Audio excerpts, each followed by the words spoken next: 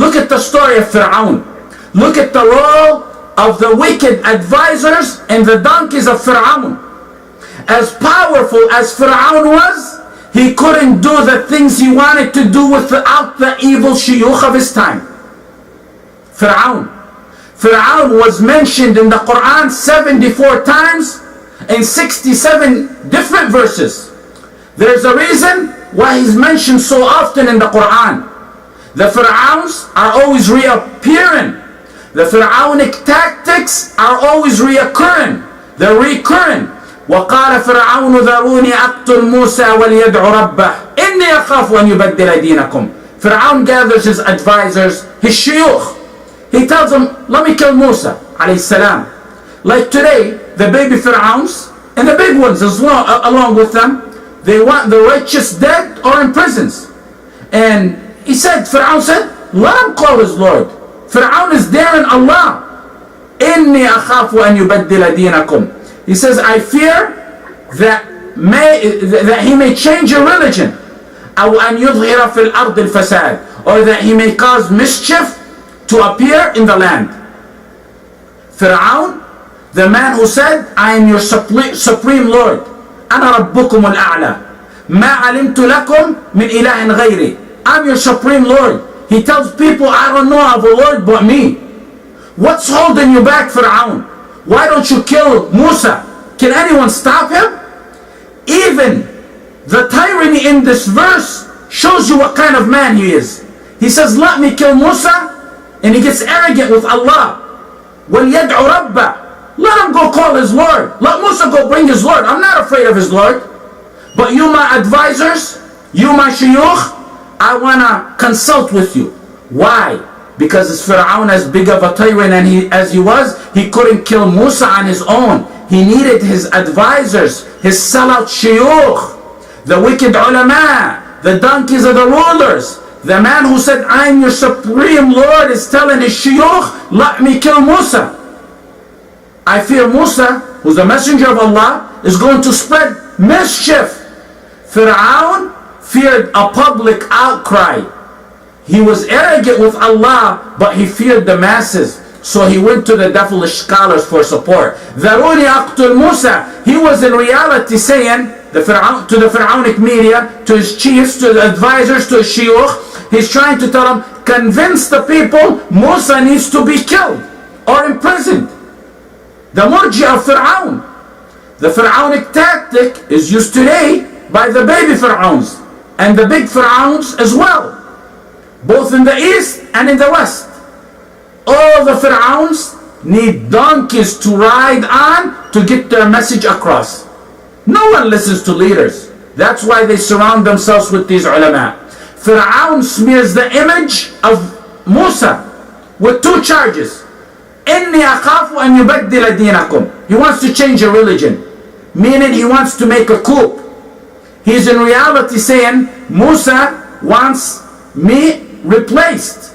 He wants me replaced, because if he says the religion wants to be replaced, in the head of that religion is Pharaoh, that means he wants Pharaoh replaced. The second charge he gives on Pharaoh, أَوْ أَنْ يُظْهِرَ فِي الْأَرْضِ الْفَسَادِ, that he will spread mischief.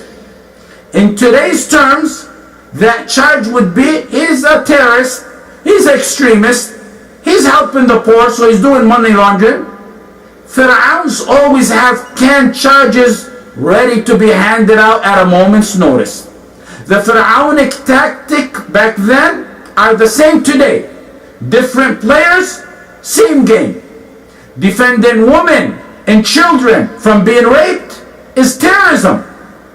Going back to the Quran and Sunnah is fundamentalism.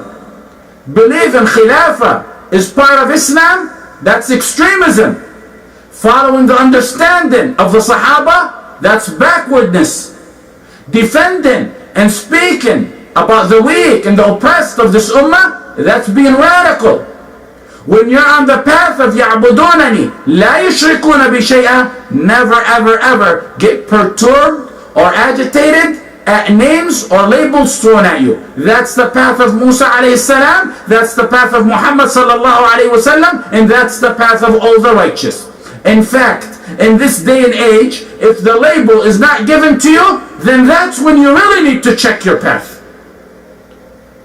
When the Pharaohs of all times run out of charges to defame people, they begin to charge people with the truth.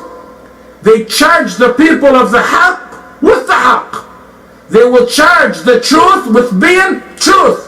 Amazing. And I didn't get that from me. It's in the Quran. You see it in practice today, but it's in the Quran as well. All the problems and solutions are in the Quran. When the people of Lut charged him and they ousted him, what was Lut's crime? Alayhi salam. أخرجوا آل لوط من قريتكم. Drive Lut and his family out of your town. Why? Because they're clean and pure. He's ousted. He's driven out of his town. That means he's punished. When you're ousted, that means you're punished. Why is he being punished? What's the crime of Lut? What did Lut commit as a crime? He's being charged with being a pure and clean man. His charge? Being a pure and clean man. إِنَّهُمْ أُنَاسٌ يَتَطَهَّرُونَ. Notice when they said Lut was a clean man, they didn't say athar.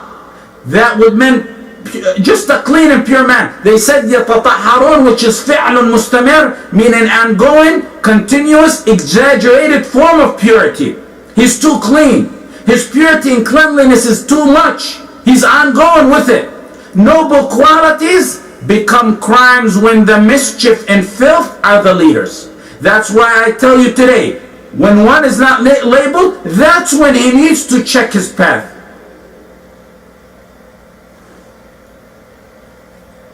Everything okay, brothers? Is the time up? How much more time? 15 minutes. Okay, inshallah.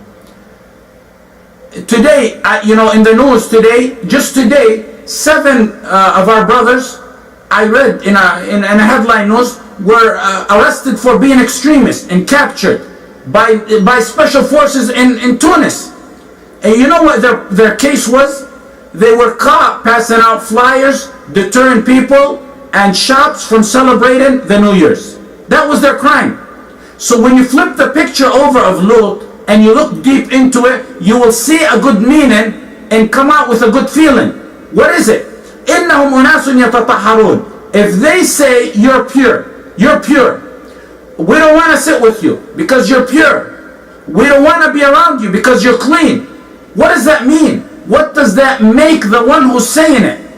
That means they are in reality testifying about themselves that they're unpure filth. They are confessing to it in this life before the next life. When aspects of wala and bara become a crime or make someone an outcast for merely believing in them, what's that say? They are in reality confessing to being enemies of Islam. Let's go back and look at Pharaoh. He said to his shuyukh, to his advisors, to his people, let me kill Musa. The salafs, the murji'ah, and the donkeys they ride on, the munafiqeen of Pharaoh, they said, say no more, leader, we got you. That's basically what they're saying. Musa's a messenger. People are starting to know him and love him. When the righteous are loved, even though they're less, they may be fewer, they love with heart and soul. And it's not that easy for Pharaoh to kill him without the support of his shuyukh, who will inject the masses with false talk, as you're going to see. What do you think the Pharaohs of the East and the West, why do you think they surround themselves with certain evil scholars?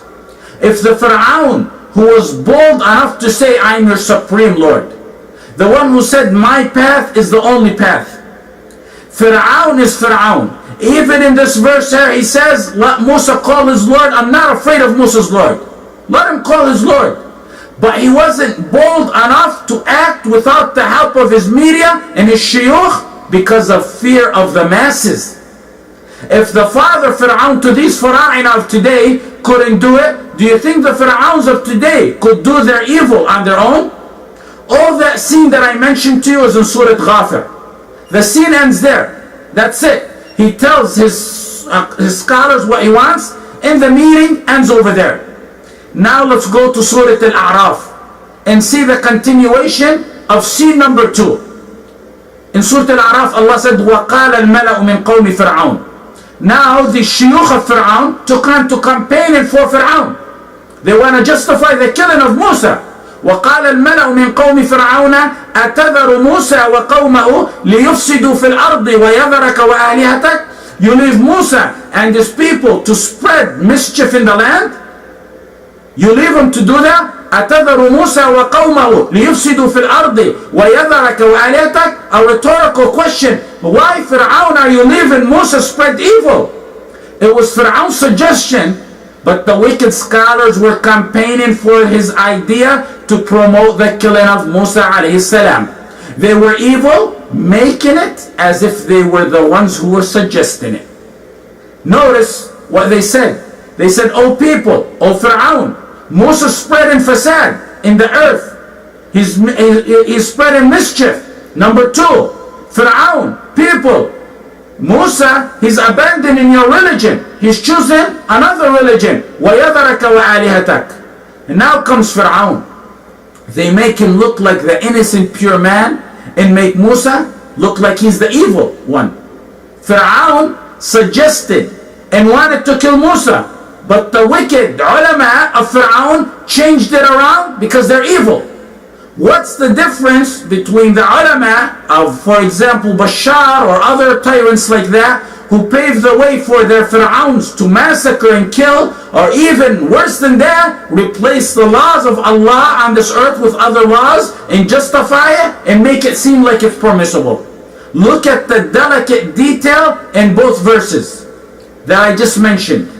When Fir'aun told them in Surah Ghafir, he told his advisors as justification, Musa wants to change your religion or cause mischief. That's number 1. His worry was to stay on the throne. When he said change your religion, that means my power. Because when he says Musa's trying to change your religion, that means he's trying to change me. He's trying to change me, myself. That's number 1. Number 2 justification Fir'aun gave is Musa is spreading mischief. When the media, when the shuyukh took that word, they did dirty campaigning for Fir'aun. But they were a little bit smarter, so they changed it around in the next verse. They said, number 1, لِيُفْسِدُوا فِي الْأَرْضِ. They mentioned mischief first, then changing religion, which is changing Fir'aun. Why did they do that? Because when Fir'aun spoke, his number 1 worry was his power. The wicked shuyukh, the advisors of him, now speaking to the masses, know that the masses care more about mischief. They want their neighborhood safe, the town safe. They care more about that than about Fir'aun being a leader or not a leader. That whole Indian scene over there was for the next verse. قال سنقتل أبناءهم ونستحيي نساءهم وإنا فوقهم قاهرون. Fir'aun says, we'll kill their sons and enslave their women and we'll have irresistible power over them. They made Fir'aun seem like a poor innocent little man who said, okay, if you insist, I have no choice. They made him seem like poor innocent Fir'aun, as if he was merely reacting to the people and the advisors and the shuyukh. This shows you the wicked yet dangerous role advisors and some ulama play to rulers when they're corrupt. What you see today is no different. Evil comes from the palaces, carried on the tongues of evil scholars and through their evil media. Listen to the tail of this verse, the end of this verse. وَإِنَّا فَوْقَهُمْ قَاهِرُونَ وَإِنَّا فَوْقَهُمْ قَاهِرُونَ. We have indeed irresistible power over them. Fir'aun could have said, وَإِنَّا لَهُمْ قَاهِرُونَ. We have irresistible power to them. Instead of فَوْقَهُمْ. لَهُمْ could have been used instead of فَوْقَهُمْ. In Arabic, both of them work perfectly. They can be used interchangeably. When he said over them, فَوْقَهُمْ, instead of to them, لَهُمْ, it shows the peak of tyranny. Many get cowardly in times like this. They don't want to speak the truth. They don't want to hear the truth. They don't want to even practice the truth. Some are so terrified today that they are even afraid to think the truth.